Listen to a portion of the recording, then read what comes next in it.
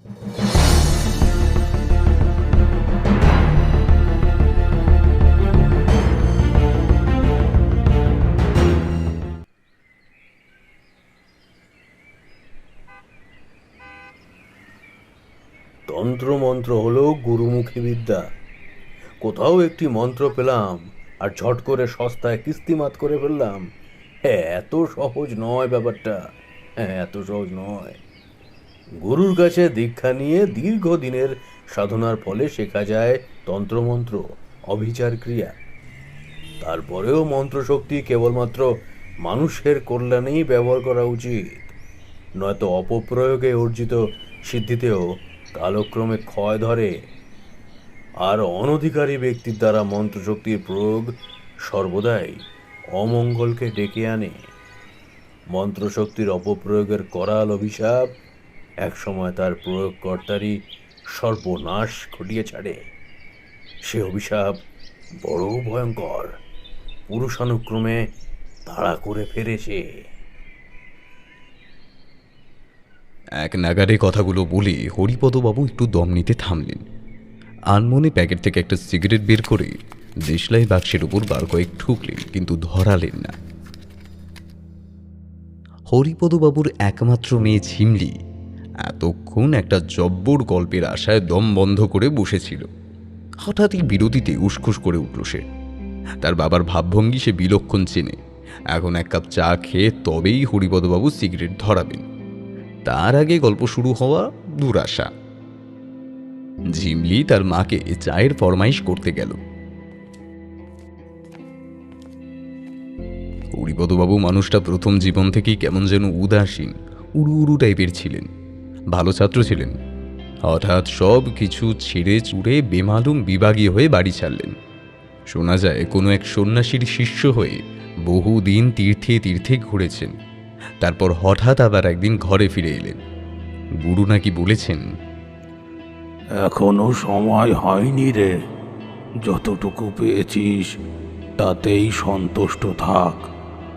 এখনো তোর সংসার ভোগ বাকি আছে, সময় হলে আমি ঠিক ডেকে নেব। মাথার উপর বটগাছের ছায়ার মতো বাপ ছিলেন, আর ছিলেন মমতাময়ী মা। তারাও ইহলোকের মায়া কাটালেন। তবে হরিপদবাবুকে কখনো অর্থ কষ্টে পড়তে হয়নি। শহরের উপরেই বিরাট দুটো পৈতৃক বাড়ি, ভাড়া দিয়ে হেসে খেলে চলে যায় তার। সংসার করেছেন, চোখের মনি ওই একটি মেয়ে। তবে চা সিগারেট ছাড়া আর একটা নেশা আছে হরিপদবাবুর। তিনি শ্মশানে মশানে পুরো বাড়িতে ভূত খুঁজে বেড়ান। লোকে বলে ভূতান্বেষী হরিপদবাবু। মেলা অলৌকিক অভিজ্ঞতা তার। তাই রোববার ছুটির দিনে মেয়ের সাথে করা গল্প গাছের ফাঁকে উঠে এলো মন্ত্রশক্তির কথা। ঝিমলির তো খুব আগ্রহ। পুরো গল্প না শুনে সে আর কিছুতেই ছাড়বে না। চায়ের কাপে শেষ চুমুক মেরে ফস করে একটা সিগারেট ধরিয়ে ফেললেন হরিপদবাবু।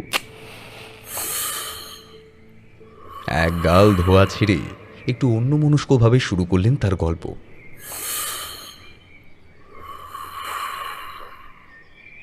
সে অনেক দিন আগেকার কথা। মল্লিকবাবুর তখন রমরমা অবস্থা। বড় বাজারের উপরে বিল্ডিং মেটেরিয়ালের দোকানদার। মাল সাপ্লাই দিয়ে দম ফেলার ফুরসত নেই। শহরটা তখন কেবল গড়ে উঠছে। মাঠ জলা বুঝিয়ে চারিদিকে বড় বড় বিল্ডিং উঠছে।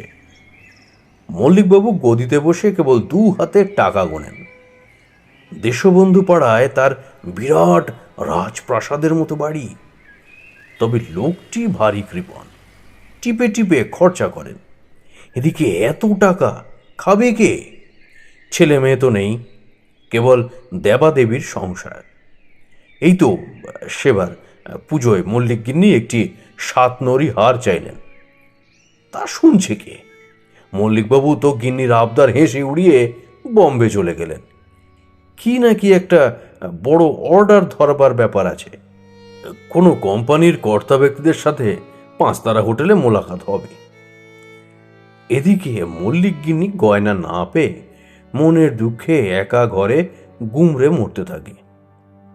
এত বছর সংসার হলো, এই সংসারের পেছনে তার অবদান কি কিছু কম? ঘরের লক্ষ্মীর কপালে আয় পয় আছে বলেই না মা লক্ষ্মী এ বাড়িতে ঢেলে দিয়েছেন। এদিকে একটা কানাকড়ির ওপরও তার কোনো অধিকার নেই। বাহ, বুড়োটা সমস্ত টাকা পয়সার উপরে কুণ্ডলি মেরে বসে আছে, যেন মরার আগে সব শুদ্ধ সজ্ঞে নিয়ে যাবে। রাগের মাথায় মল্লিক গিন্নি ট্রাঙ্কের তালা থেকে একটা ছেঁড়া ফাটা চটি বই বের করে আনলেন। সেবার কলকাতা গিয়ে ফুটপাত থেকে এই বইটা স্রেফ কৌতূহলের বশে কিনে এনেছিলেন। জাদুকরি তন্ত্রমন্ত্র, মারণ, উচাটন, বশীকরণ, হাজারো মন্ত্র আর পদ্ধতি লেখা আছে ওই বইটায়। বেশ সহজ মন্ত্রগুলো, পাঁচালির মতো সুর করে পড়া যায়, খটোমটো সংস্কৃত নয়। বইটা উল্টে পাল্টে নাগপাশ মন্ত্রটাই ভারী পছন্দ হলো তার।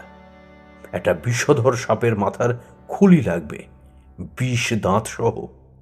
তারপর অমাবস্যার রাত্রে চান করে খালি গায়ে এলো চুলে সাপের খুলিটা ছুঁয়ে মন্ত্রটা 108 বার জপ করলেই ব্যাস,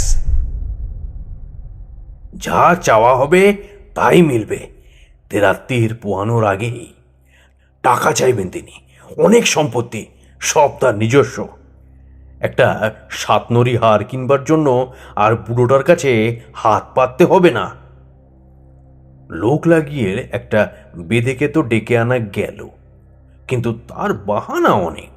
আসলে ব্যাটা বুঝে গেছে সাপের খুলিটা কোনো বিশেষ তন্ত্রমন্ত্রে লাগবে, বলে কি না।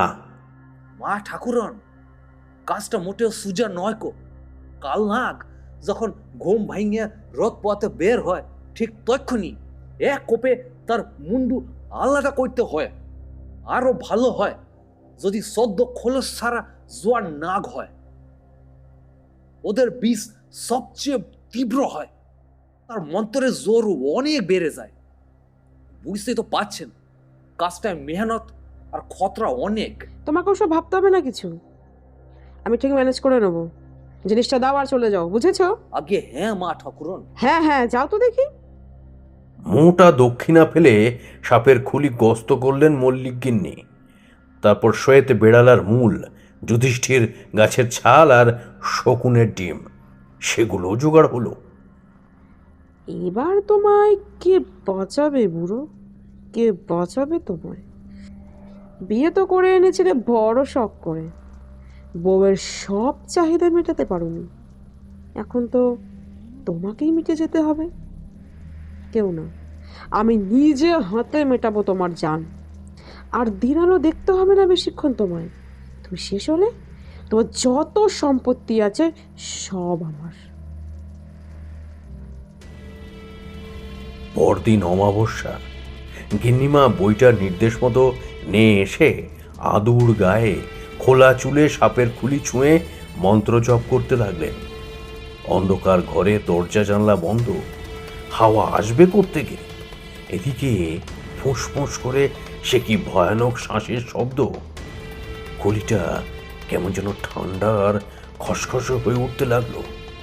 108 বার জপ শেষ হতেই কিভাবে যেন পিছলে বেরিয়ে গেল হাত থেকে। ফুঁসফুসানির শব্দটা দূরে মিলিয়ে যাওয়ার পরে মল্লিক গিন্নি উঠে কাপড় পরে চুল বাঁধলেন। না, তারপর তেরাত্তির পোয়ায়নি।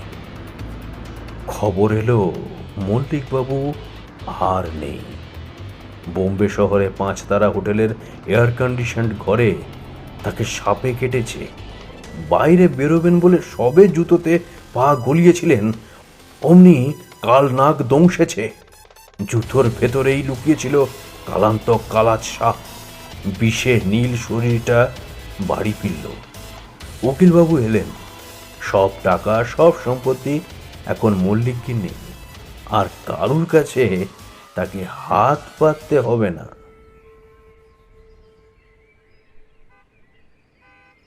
হরিপদবাবু চায়ের খালি কাপটা নিয়ে উঠে পড়লেন, গিন্নির কাছে আর 1 কাপ চায়ের আবদার করবেন বলে। ঝিমলির আর তর্স হয় না। সে ঘাড় ঘুরিয়ে উৎকণ্ঠিত স্বরে জিজ্ঞাসা করল, তারপর মল্লিক গিন্নির কি হলো আলটিমেটলি? তারপর তারপর আবার কি? দেশবন্ধু পাড়ায় পোড়ো রাজপ্রাসাদের মতো বাড়িটা দেখিসনি? ও বংশে বাতি দেওয়ার আর কেউ নেই। পোড়ো বাড়িটার দেওয়াল আর মেঝের ফাটলে এখন কেবল বিষধর সাপের বাস।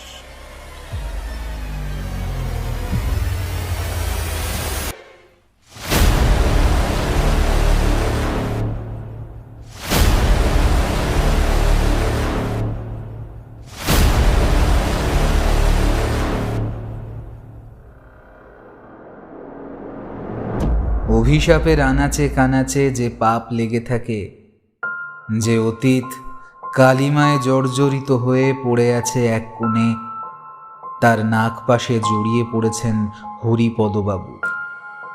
আজকের গল্পে আছে রহস্য, অতীতের অন্ধকার। কানে হেডফোন লাগিয়ে হরিপদবাবুর সাথে হানাবাড়ির গহীন অন্ধকারে ডুব দিতে প্রস্তুত তো আপনারা? বিশিষ্ট লেখক রাহুল গুহ ঠাকুরতার গল্প অবলম্বনে আজকের গল্প হানাবাড়িতে বিভীষিকা। লেখক রাহুল গুহ ঠাকুরতা পেশায় একজন চা বাগিচার সহকারী ম্যানেজার এবং প্রাক্তন সাংবাদিক। উনি আজন্ম উত্তরবঙ্গের অধিবাসী। তার কলমের প্রতিফলনে ছাপ ফেলে উত্তরবঙ্গের উদার প্রকৃতির ঘের। সামাজিক গল্পসহ বিভিন্ন ভৌতিক অলৌকিক ধারায় লিখে থাকেন উনি। শুনতে থাকুন আজকের নিবেদন। শুরু হচ্ছে হানাবাড়িতে বিভীষিকা।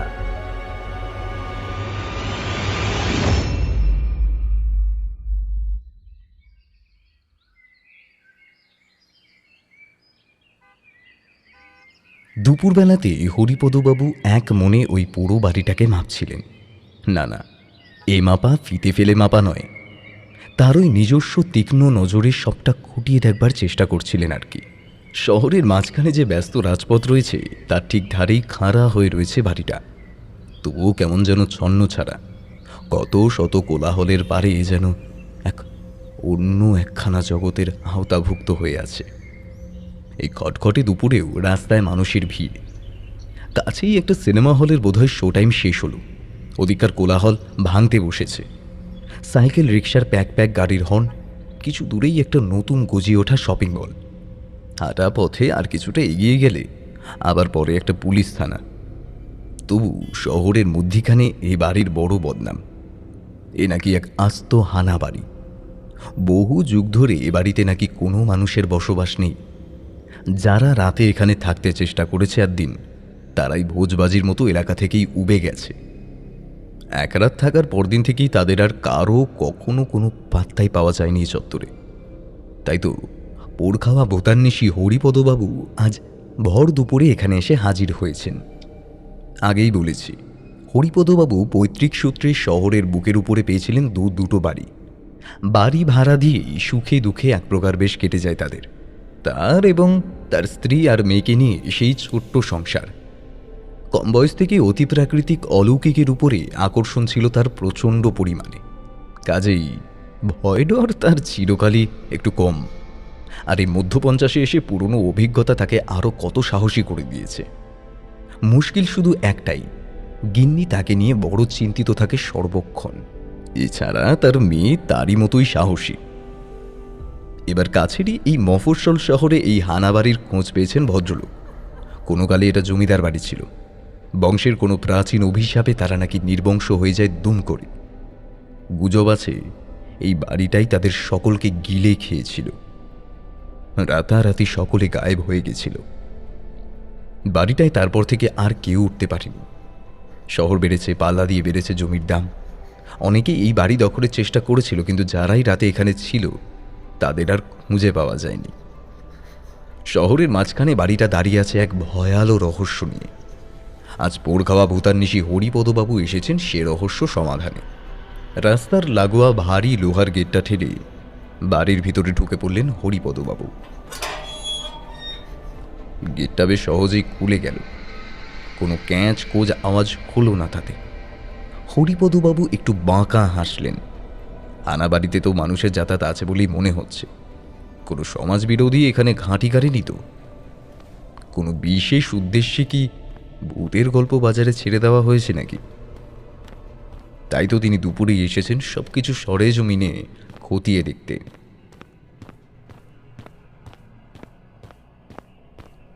বাড়ির সামনের বিরাট বাগানটা অযত্নে এখন একটা জঙ্গলের চেহারা নিয়েছে প্রায়। আগাছায় ভরা বিশাল জমির মাঝে বহু প্রাচীন গাছগুলো ঝাঁকড়া মাথা রাক্ষসের মতো এক পায়ে দাঁড়িয়ে আছে। চারিদিকে এত ঝোপঝাড়, কিন্তু একটা পায়ে চলা পথ দিব্যি বাড়িটার বারান্দা পর্যন্ত চলে গেছে। হরিপদবাবু আপন মনেই এবার একটু বিড়বিড় করলেন। বেশ বেশ, অনেকেই দেখছি ভূতের সাথে নিয়মিত দেখা করতে আসে। বেশ বেশ বেশ। তারপরেই তিনি বাড়িটার দিকে চোখ তুলে তাকিয়ে কেমন করে যেন থুতিয়ে গেলেন পুরোটা।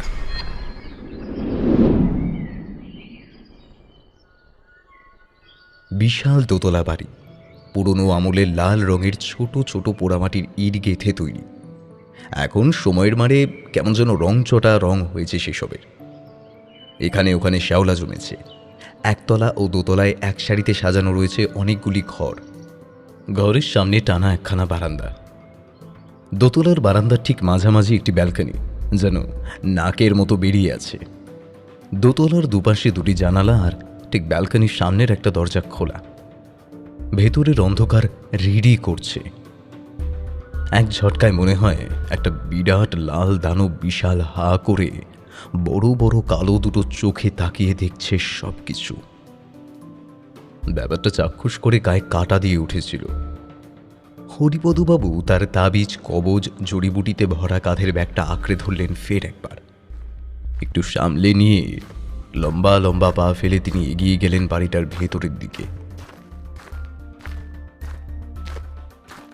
বাড়িটা মোটেই জনমানব শূন্য নয়। একতলার বারান্দায় কয়েকজন ভিখারি বেশ গুছিয়ে বসে রান্নার জোগাড় যন্ত্র করছে। এরাই বাড়িটায় মৌরসি পাট্টা জমাতে ভূতের গল্প বাজারে ছাড়েনি তো? হরিপদবাবু তাদের কাছে জানতে চাইলেন তারা এখানে কখনো ভূত দেখেছেন কিনা। বিস্তর ইতস্তত করে এক বুড়ো শেষমেশ জবাব দিল, মোরা তো বিকাল হলি এখান থেকে চলে যাই বাবু। রাইতে এ বাড়ি জীবন্ত হয়ে ওঠে, মোরা তখন কেউ থাকি না। আপনিও রাইতে এ বাড়ি ত্রিসি মানাতে আসিবে কেলে বাবু, লইলে প্রাণটি হারাইবেক। তা তোমাদের এখানে কি মতলব শুনি? হ্যাঁ, কি মতলবে এখানে ঘাটে গেড়েছো তোমরা? আমাকেও তো বলো, একটু শুনি। আগে মোরা গরিব দক্ষিণ মানুষ চেক, ঘর দুয়ার লইকে নে, সেই লাগেই একখানটিতে বসি বসি পান্তা খাই। ভিক্ষা যা জোটে তাই দিয়ে রাধি বাড়ি। আগে রাইতে চলি যাই বড় রাস্তার ফুটপাতে। আচ্ছা, বাড়িটা নিয়ে আর কিছু বলবে তোমরা? বাবু, আপনি থাকিবেন এ ঘরটিতে? খুব ভয় লাগে মুদের, কেউ ফিরে আসে নেটওয়ার্ক। হরিপদবাবু বিশেষ পাত্তা দিলেন না শেষের কথাটাতে। হরিপদবাবু এক চিলতে মৃদুমন্দ হেসে উঠে পড়লেন। জং ধরে যাওয়া ঘোরানো লোহার সিঁড়িটা বেয়ে সোজা দোতলায় উঠে গেলেন তিনি।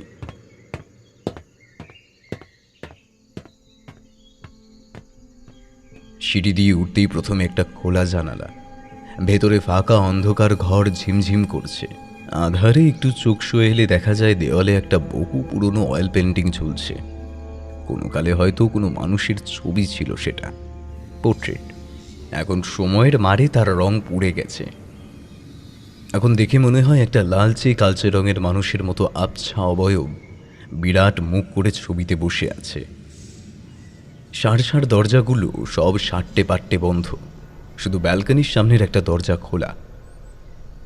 হরিপদবাবু ওই ঘরটাতেই ঢুকে পড়লেন। ঘরটা একদম খালি, কোনো আসবাব নেই। চোরেরা হয়তো দরজা খোলা পেয়ে হাত সাফাই করেছে। হরিপদবাবু প্রথমেই দরজা জানলাগুলো খোলা বন্ধ করে রেখে দিলেন। সব ঠিকঠাক, বেশ শক্তপোক্ত। বলা যায় না রাতে কোনো চোর চাচুরের উপদ্রব হতে পারে কিনা। দরজা বন্ধ রাখতে হবে। আশ্চর্য, মেঝেতে ধুলোবালি তেমন নেই, ফলে পায়ের ছাপও কিছু পাওয়া গেল না। তবে ঘরটা কেমন যেন স্যাঁতস্যাঁতে ঠান্ডা। কোথাও একটা টুপটাপ জল পড়ার শব্দ। হরিপদবাবু জানলা দুটো হাট করে খুলে দিলেন। জানলাগুলো পেছনের বাগানের দিকে খোলা। বাইরের আলো হাওয়া ঝেঁপে ঘরে ঢুকে এলো সঙ্গে সঙ্গে। মোটামুটি রণাঙ্গনের জরিপ করে ভূতান্বেষী এবার শহরের দিকে বেরোলেন। খাওয়া দাওয়া করে ফ্লাস্ক বোঝাই চা নিয়ে সন্ধে ফিরবেন আবার। তারপর রাত ভোর তেনাদের প্রতীক্ষা করবেন আর কি।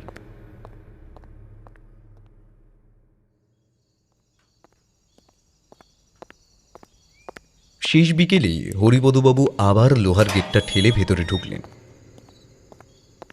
বড় বড় ঝুপসি গাছগুলোর আড়ালে লুকিয়ে পড়েছে লাল টকটকে সূর্য। আশ্চর্য, এত গাছপালা তবুও কোনো পাখপাখালির কিচিরমিচির নেই। পাখিগুলো যেন এই হানাবাড়িকে এড়িয়ে চলে।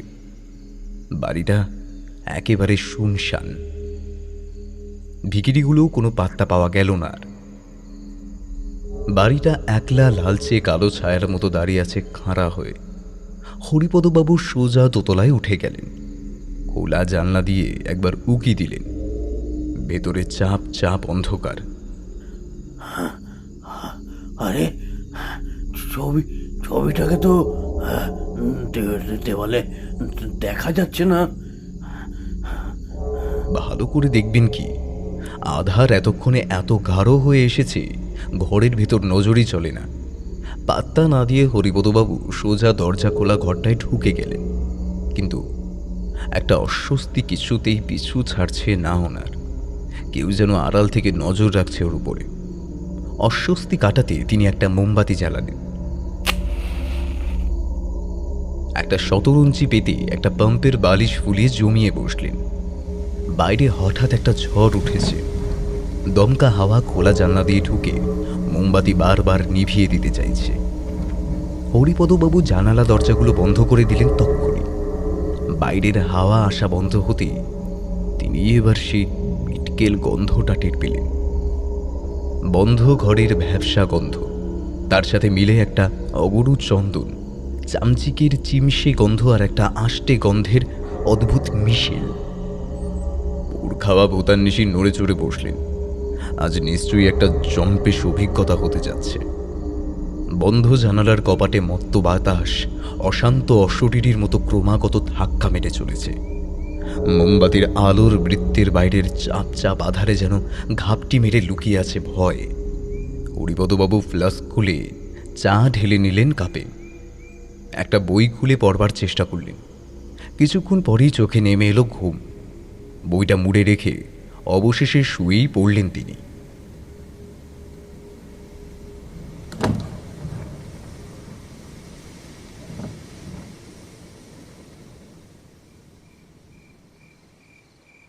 রাত তখন কত কে জানে। অদ্ভুত এক অস্বস্তিতে ঘুমটা ভেঙে গেল হরিপদবাবুর। মোমবাতিটা গলে গলে প্রায় নিঃশেষ। শেষ অংশটা দপদপ করে চলছে। ঘরের পরিবেশটা কেমন যেন ধোঁয়াটে। কি এক বিষ বাষ্পে যেন দম আটকে আসে। বাইরে শো শো ঝড়ের উন্মাদ তাণ্ডব চলছে। হরিপদবাবু শুয়ে শুয়ে পরিবেশটা বোঝার চেষ্টা করছিলেন। এমন সময় ধরাম করে কি যেন একটা এসে আঘাত করলো বন্ধ জানালায়। কি হলো ব্যাপারটা? জোরো হাওয়ায় উড়ে তো আর ইট এসে দোতলার জানলায় আছড়ে পড়তে পারে না, তাই তো? তাহলে হলোটা কি? তবে কি কেউ ভয় দেখিয়ে সকলকে বাড়ি ছাড়া করতে চায়? হরিপদবাবু বাঘের মতো এক লাফে গিয়ে জানালাটা খুলে ফেললেন আধ মিনিটেই।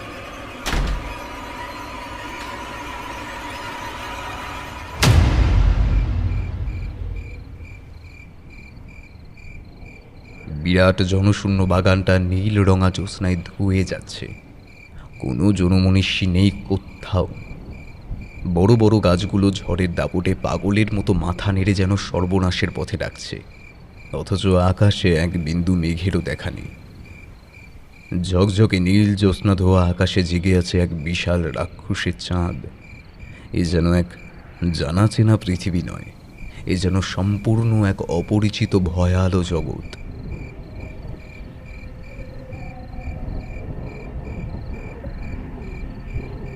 মোমবাতির আলোটা দপদপ করে উঠল। হরিপদবাবু এবার ঘরের ভেতর ঘুরে তাকালেন। মোমবাতিটা গলে গলে শেষ হয়ে এসেছে। এ কি, সাথেই যে গলে পড়ে যাচ্ছে ঘরের মেঝে। গলন্ত মেঝের নিচে হা করে আছে নরকের অন্ধকার। যত দ্রুত মেঝে গলে যাচ্ছে ততই দ্রুত সে আধার যেন পাতাল থেকে উঠে আসছে, ছুটে আসছে গিলে খেতে। এ তো বিভীষিকা। মনের ভেতর কে যেন বলে উঠল, এখনই এখনই এখান থেকে পালাতে হবে। মোমবাতি আলো নিভলেই মেঝে পুরো গলে যাবে, তখন এই ঘর থেকেই খুলে যাবে নরকের দরজা।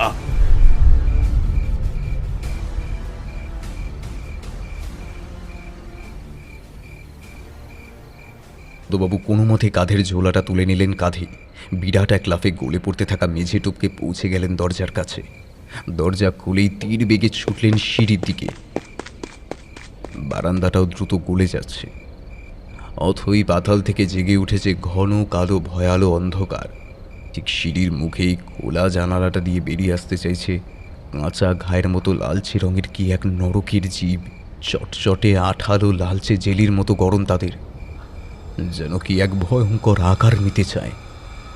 জেলিটাকে মারিয়েই হরিপদবাবু পড়িমড়ি করে সিঁড়ি বেয়ে নামতে লাগলেন। চটচটে জেলিতে পা আটকে যায়, সিঁড়িও গলতে শুরু করেছে।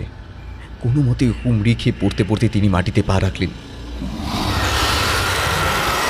পেছনে এক ভয়ানক গোঙানি আর ঝটাপটির আওয়াজ শুনে পিছু ফিরে দেখেন লালচে জেলি আর তাল তাল কালো আধার একসাথে মিলে পাক খাচ্ছে।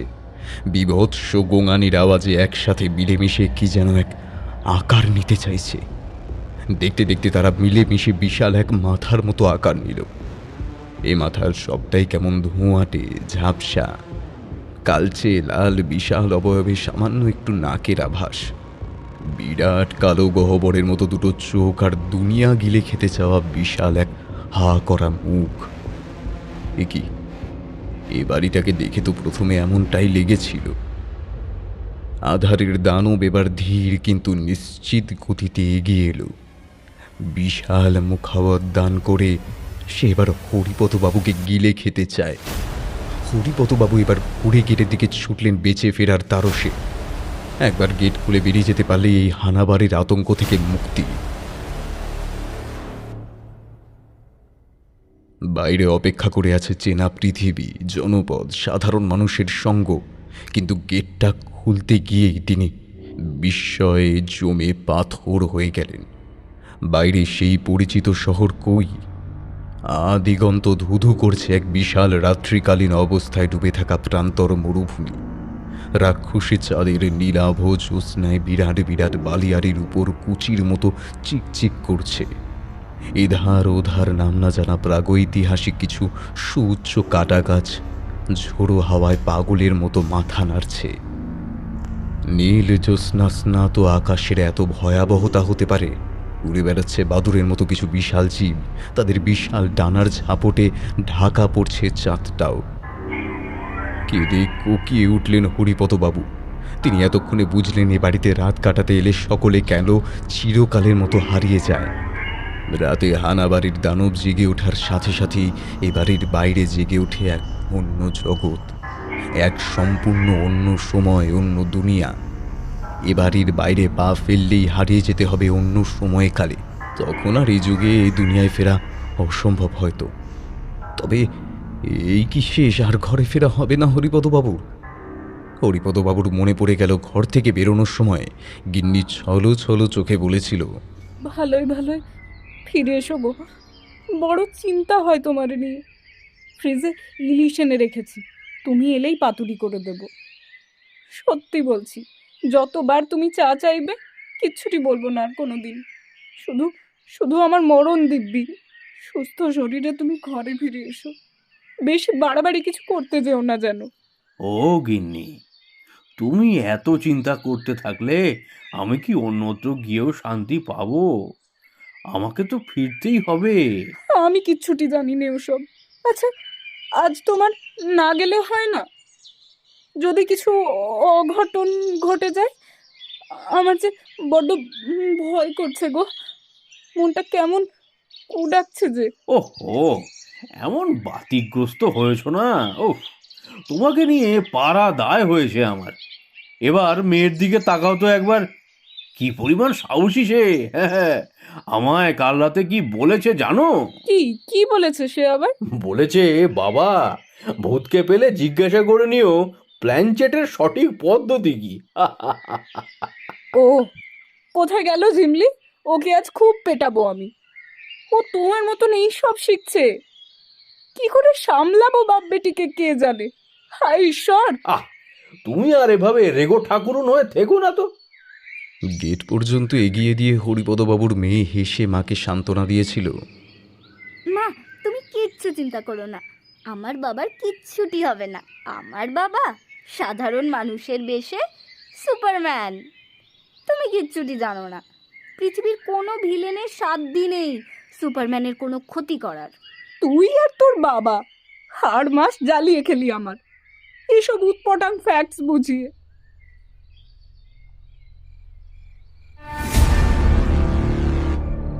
হরিপদবাবুকে ওদের জন্য যে তাকে বাঁচতেই হবে, ঘরে ফিরে যেতেই হবে যে করেই হোক। এ রাতে এ বাড়ির বাইরে পা ফেলা যাবে না। ভোর হওয়া পর্যন্ত এই আধারের দানবের সাথে লড়ে এ বাড়িতে টিকে থাকতে হবে তাকে, সে যে করেই হোক না কেন। কাঁধের ঝোলা ব্যাগটা শক্ত হাতে ধরে ঘুরে দাঁড়ালেন তিনি। বিশাল মুখ নিয়ে এগিয়ে আসা হানাবাড়িটার সামনে সারা জীবনের অর্জিত তন্ত্র মন্ত্র জড়িবুটির ঝোলা আর বুক ভরা ভালোবাসা নিয়ে রুখে দাঁড়িয়েছেন পোড় খাওয়া ভূতান্বেষী হরিপদবাবু। হরিপদবাবুর শরীর যেন এক হিলে হিলে চাবুক এখন। তার নড়াচড়ায় চিতাবাঘের ক্ষিপ্রতা। কাঁধের ওই ঝোলাটা থেকে এক ঝটকায় বের করে আনলেন তিনি তার মন্ত্রসিদ্ধ কুশাসন। সেটা পেতে তিনি বসে পড়লেন পদ্মাসনে, একেবারে আধারের দানবের সর্বগ্রাসী হা মুখের সামনেই। ঝোলা থেকে বের করে সামনেই সবলে গেড়ে দিলেন গুরুদেবের দেওয়া লোহার চিমটা। সেই চিমটার ঝংকারে কেঁপে উঠল নরকের অন্ধকার। আকাশে উড়ে বেড়ানো প্রাগৈতিহাসিক পাখিগুলো কেমন যেন ঝিমিয়ে এসেছিল। তারা তীক্ষ্ণ আর্তনাদ করে উড়ে পালালো দূরে। গুরুগম্ভীর মন্ত্রোচ্চারণের শব্দে ভয়ানক এক ঘূর্ণিঝড় নেমে এলো ওখানে। ঝাঁকড়া গাছগুলো যেন সে ঝড়ে ভর করে উড়তে চাইছে খালি। নরকের দানব আরও বড় হা করে যেন এই দুনিয়া গিলে খেতে চাইছিল তক্ষুনি। তার অন্ধকার দু চোখের পুটুর থেকে ভুলকে ভুলকে বেরিয়ে এলো কালচে লাল রঙের জেলির মতো পদার্থ। সেই জ্যান্ত জেলি সাপের মতো হিস হিসিয়ে সরসরিয়ে গড়িয়ে এসে গিলে খেতে চায় হরিপদবাবুকে। কিন্তু প্রৌঢ় ভূতান্বেষী আজ অপ্রতিরোধ্য। তার গাত্রবন্ধন ভাঙে আজ সাধ্বিকার। হরিপদবাবু এবার একের পর এক ছড়িয়ে চলেন কামরূপ কামাক্ষার মন্ত্রসিদ্ধ রুদ্রাক্ষ। জেলির সাপগুলো একে একে গলে পুড়ে শুকিয়ে যায়। বিভৎস জান্তব চিৎকার করে নরকের দানব পিছু করতে থাকে। এই তো সঠিক সময় এবার এসেছে।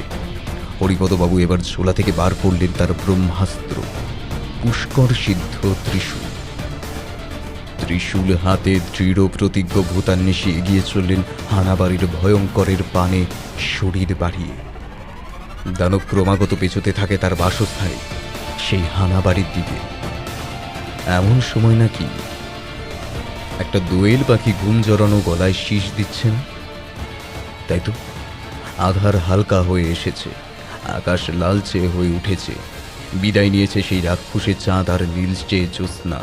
শরীর মৃদুগন্ধ ঠান্ডা হাওয়ায় টুকরো টুকরো হয়ে ধোয়ার মতো উড়ে গেল আধারের দানব।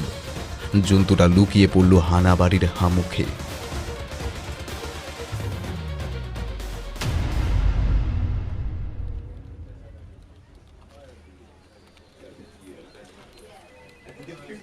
একটু বেলার দিকে হরিপদবাবু থানার ওসির চেম্বারে বসে চা খাচ্ছেন।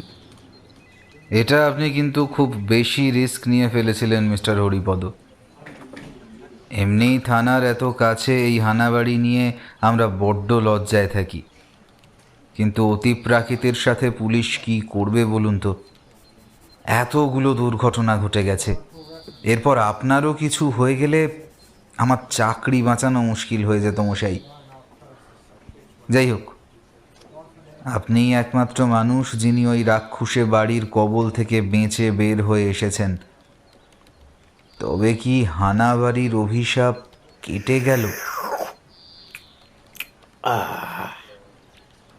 বলতে পারেন অভিশাপ প্রায়ই কেটে গেছে, তবুও আর একটু কাজ বাকি আছে। জানেন তো, ভিখারিরা শহরের সর্বত্র ঘুরে বেড়ায়, সব খবর থাকে ওদের কাছে। সকালে ওরা ফিরে এসে আমাকে জীবিত দেখে অবাক হয়ে গিয়েছিল। ওরা তখন আমাকে বিশ্বাস করে যা কিছু জানে তার সবটা খুলে বলল আর কি। এই বাড়ির প্রতিষ্ঠাতা জমিদার ভৈরবচন্দ্র চক্রবর্তী ছিলেন যেমন নিষ্ঠুর, ঠিক তেমনই ক্ষমতালোভী। তিনি ক্ষমতার লোভে মত্ত হয়ে সারা জীবন নিম্ন স্তরের তন্ত্র সাধনা করেছিলেন। আচ্ছা, তারপর? তিনি ইচ্ছা করেই এই বাড়ির বাস্তু এমনভাবে স্থাপন করেন যাতে এখানে থেকেই সোজা নরকের দ্বার খুলে ফেলা যায় খুব সহজেই। নরকের দ্বার? কি বলছেন কি মিস্টার? হ্যাঁ স্যার, ঠিকই শুনেছেন, এটাও সম্ভব। শ্মশানে মশানে ঘুরে বইপত্র পড়ে তিনি নরক জাগানোর চেষ্টা চালিয়ে যাচ্ছিলেন অনেক দিন ধরে। এ বাড়ির একতলার ঠিক মাঝের বন্ধ ঘরের ভেতর থেকে সারা দিন ভয়ালো সব আওয়াজ শোনা যায়। যত বেলা পড়ে আসে তত সে আওয়াজ আরো ভয়ানক হতে থাকে। আমাকে সব ওই ভিখারিরাই বলেছে। ওটা আসলে ঘর নয়, ওখানে মেঝে নেই, আছে এক পাতাল স্পর্শী কুঁয়ো। ভৈরবচন্দ্র ভয়ানক অপরাধী পাপী তাপিদের ধরে এনে জ্যান্ত অবস্থায় ওই কুয়োয় নিক্ষেপ করতেন, নরকে আহুতি দিতেন। এইভাবেই তিনি শয়তানকে সন্তুষ্ট করে নিজের শক্তি বাড়িয়ে চলেছিলেন। শয়তানের প্রভাবে তার ক্ষমতার লোভ বেড়েই চলল দিনের পর দিন। এবার তিনি অন্য শয়তানের পূজারী আর তার সাধন সঙ্গীদেরও উৎসর্গ করতে শুরু করলেন একের পর এক। কিন্তু তিনি বুঝতে পারেননি শয়তানেরও শক্তির বৃদ্ধি হচ্ছিল, তারও লোভ বাড়ছিল। এক রাতে নরকের খোলা দ্বার পথে শয়তান পূর্ণ শক্তিতে জেগে উঠল আর গিলিয়ে খেল জমিদার বাড়ির সকলকে। ভৈরবচন্দ্র মন্ত্র বলে কোনো মতে নরকের দরজা বন্ধ করতে পারেন, কিন্তু এই অসম লড়াইয়ে তার পার্থিব শরীর ধ্বংস হয়ে যায়। কোনো মতে তার পাপী আত্মা লুকিয়ে পড়ে সিঁড়ির মাথার ঘরে তার নিজেরই অয়েল পেন্টিংয়ে। তারপর থেকেই এই বাড়ি তার প্রচণ্ড খারাপ বাস্তুর কারণে এক অজানা সময়চক্রে আটকে পড়েছে। রাত হলেই শয়তান জেগে ওঠে, ভৈরবচন্দ্রের পাপী আত্মাও জেগে উঠে শয়তানের সাথে মিলে নিজের শক্তি বাড়ানোর চেষ্টা করে, সকলকে টেনে নেয় নরকের আঁধারে। উফ, কি ভয়ানক!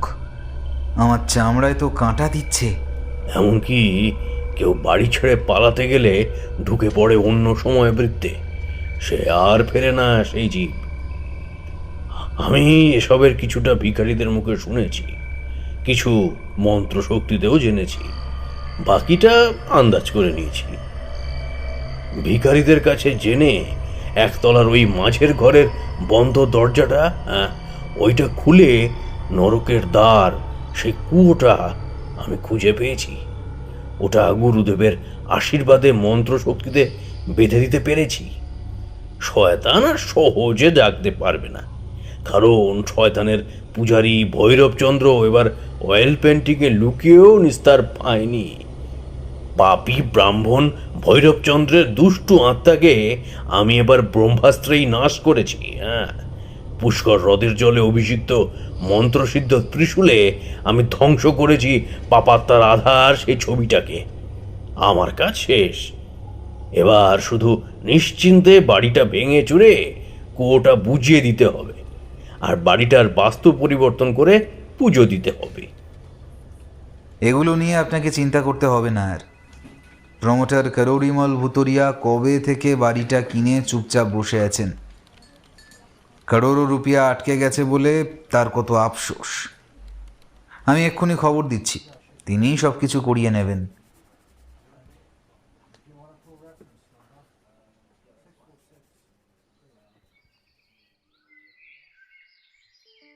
কিছুদিন বাদে এক রবিবারের সকাল, হরিপদবাবুর বাড়ির সামনে এসে একটা ঝাঁ চকচকে নতুন গাড়ি হর্ন বাজালো। কেতাদুরস্থ ড্রাইভার নেমে গাড়ির চাবি আর একটা চিঠি হরিপদবাবুর হাতে দিয়ে গেল। মেয়ের প্রশ্নের উত্তরে ভূতান্বেষী একটু রহস্যময় হেসে বললেন, এই গাড়িটা এখন আমাদের, ধরে নে এটা একটা ভুতুড়ে উপহার। কে, চলো গিন্নি, আজ আর রান্না বান্না করতে হবে না, আমরা সকলে মিলে নতুন গাড়ি চেপে বাইরে খেতে যাব।